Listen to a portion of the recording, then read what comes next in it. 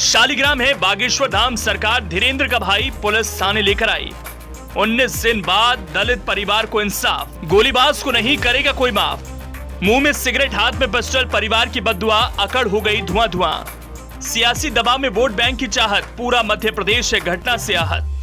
Don को पकड़ना मुश्किल ही नहीं नामुमकिन है, लेकिन भाई साहब को कौन बताए आप सियासी पकड़ से बच लोगे तो कितने दिन। अब जहां सरकार, विपक्ष और नेताओं की टोली जिसके दरबार में हाजिरी लगाती हो, उसका या फिर उसके भाई का कौन क्या बिगाड़ सकता है। शायद इसी भ्रम में बाबा जी ठट्टी बांध रहे थे और अभी भी बांध ही रहे हैं, लेकिन धीरेंद्र शास्त्री को कौन बताए। भारत संविधान से चलता है, यहाँ आपकी ठट्टी और कलम दबाज से लगने वाली हाजिरी नहीं चलेगी। इस चमत्कार से आप सनातन धर्म या कट्टर हिंदुओं को झांसे में फंसा सकते हैं, लेकिन कानून को नहीं।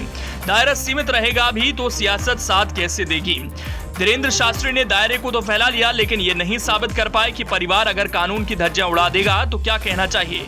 धीरेंद्र शास्त्री के भाई शालिग्राम ने दलित परिवार के घर शादी के आयोजन में जो तांडव मचाया वो बताता है कि माजरा कुछ अलग ही है। गुनाह परिवार के किसी भी सदस्य का हो, हर जानू तो परिवार को भरना पड़ता है, लेकिन अब जाकर पुलिस को भी समझ आया कि उन्हें क्या करना चाहिए। बड़ी देर कर दी हुजूर आते आते। बाबा बागेश्वर धाम सरकार के प्रमुख धीरेंद्र कृष्ण शास्त्री ने कहा था कि जो जैसा करेगा वैसा भरेगा, लेकिन तमंचेबाज भाई की पहरेदारी चौकस हुई, तभी तो गिरफ्तारी में इतने दिन लग गए। कहते हैं नाम बड़े दर्शन छोटे, यानी जिसका नाम होता है उसके काम उतने ही छोटे होते हैं, लेकिन यहाँ धीरेंद्र शास्त्री के भाई के तो काम इतने बड़े हैं कि कानून के लंबे हाथ होने की जो कहावत है वो भी छोटी पड़ गई। धीरेंद्र शास्त्री के भाई की गिरफ्तारी के लिए पीड़ित परिवार को इतने पापड़ बेलने पड़े जैसे मानो मुजरिम वही हैं, लेकिन सच को दबाया जा सकता है मगर परास्त नहीं किया जा सकता। शायद इसीलिए अब पुलिस को लगा कि गिरफ्तार करना जरूरी है तो गिरफ्तार कर ही लिया, लेकिन इस गिरफ्तारी ने यह बता दिया कि मामला इतने दिन तक उलझा क्यों रहा और किस वजह से केस को दबाया जा रहा था। बाबा बागेश्वर की धमक का डर था या फिर हिंदुओं को नाराज करने का, इसके पीछे की रणनीति क्या थी।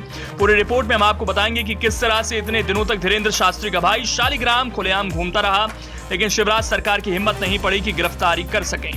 दरअसल बागेश्वर धाम के धीरेंद्र शास्त्री के भाई शालिग्राम गर्ग और एक कन्या को पुलिस ने गिरफ्तार कर लिया।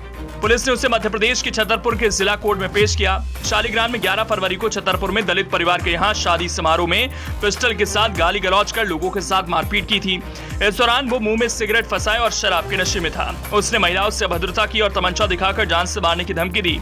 आरोप है कि उसने हवाई फायर भी किया और शादी रोकने की कोशिश की। इस घटना से बाराती दहशत में आ गए और खाना पीना खाकर वापस अपने गांव लौट गए थे। इसके बाद बमीठा थाने में मारपीट और SC/ST एक्ट में केस दर्ज किया गया था। बीते दिनों एक वीडियो वायरल हुआ था जिसमें शालिग्राम तमंचा लेकर एक शादी समारोह में कुछ लोगों को धमकाते और मारपीट करते हुए नजर आया था। इसी मामले में छतरपुर पुलिस ने मुख्य आरोपी और उसके साथी को गिरफ्तार कर लिया, लेकिन ये गिरफ्तारी इतनी आसान नहीं थी क्योंकि 11 तारीख के मामले में गिरफ्तारी के लिए पुलिस को 19 दिन लग गए। आखिर पुलिस ने इन 19 दिनों में क्या किया, ये सवाल तो बन ही रहा है।